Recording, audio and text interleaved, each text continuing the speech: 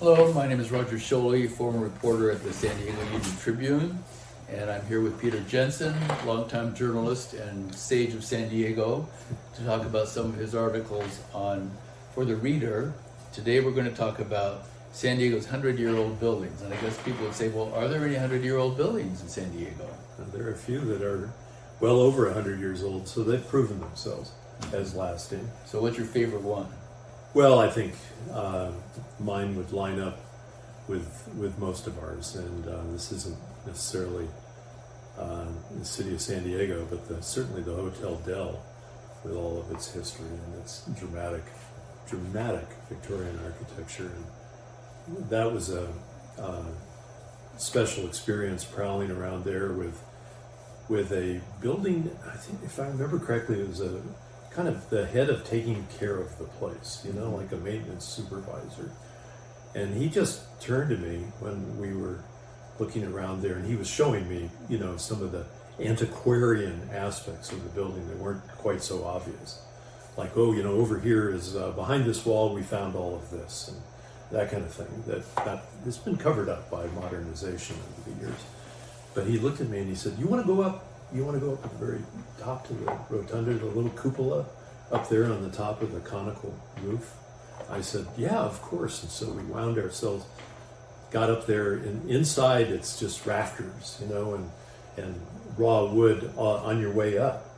And you work your way up and up and up, and finally you get out to this lookout point, looking out over the ocean and everything else. And inside that, it's all raw wood, unpainted.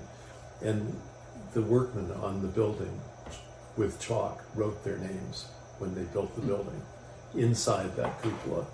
And it looked like they'd done it yesterday.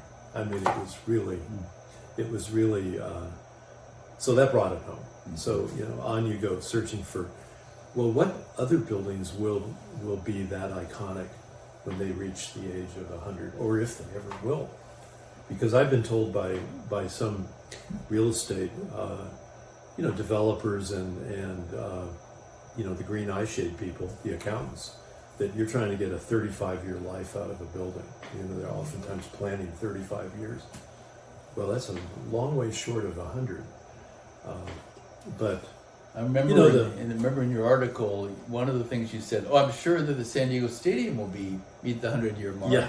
And it only lasted 50 years and it's gone. What do you make of that sort of I thought that was just thing? a terrible mistake. Mm-hmm. I mean, I thought that building was iconic in its own way. It was well respected. Architects liked it. Mm-hmm. It was a hoot to go to as a spectator. You know, I remember how we'd go down and down those circular pedestrian walkways at the corners. So it was engaging versus a lot of stadiums today where you just almost don't know where you are until you find your seat, or you're desperately trying to work your way in.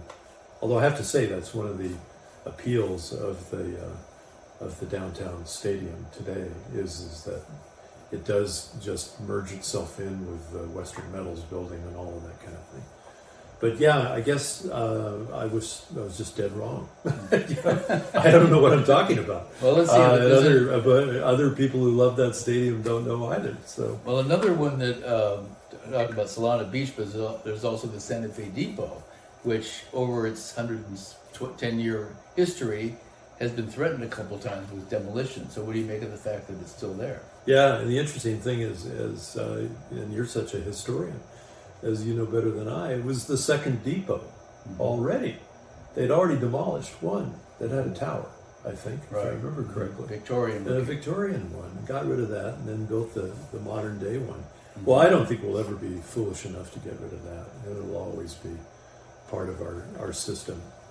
And I think that someone somewhere, if I guess to a certain degree this article did that, but if someone were to do an actual guide for a visitor or a resident here, where you just say, look, if you want to see the iconic century buildings and the ones that might well be here after 100 years, don't miss these 50 or these 40 or these 30.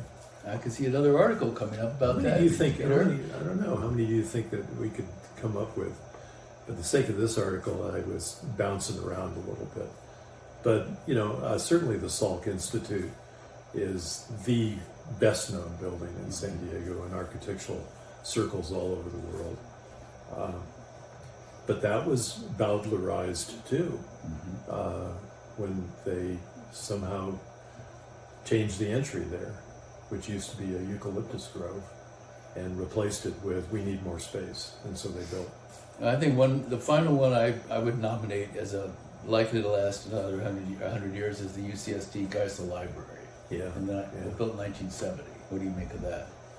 I don't know. I'm going to ask you first. Is that a favorite of yours? That's my favorite. Well, I went there, so I'm a proud alumnus of UCSD, but I think as a piece of sculpture in San Diego, that really, I hope, makes it to 2070 at least. Yeah, yeah. I agree. And it's interesting that in addition to that, the whole subterranean addition with a few of those light gathering